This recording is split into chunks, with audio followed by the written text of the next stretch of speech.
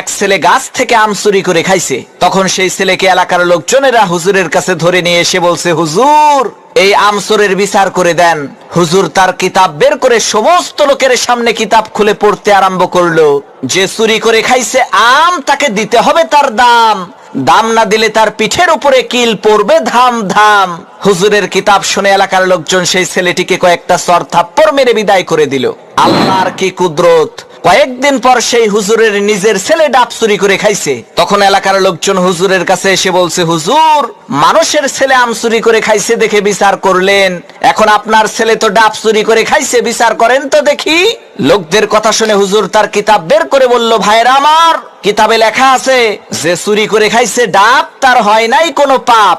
তখন এলাকার লোকজন বলল, হুজুর বুঝলাম ডাব খাইলে পাপ নাই, কিন্তু আপনার ছেলে তো একেবারে পাকা জোনা খাইছে। হুজুর তখন কিতাব থেকে পড়লো, যে খাইলো জোনা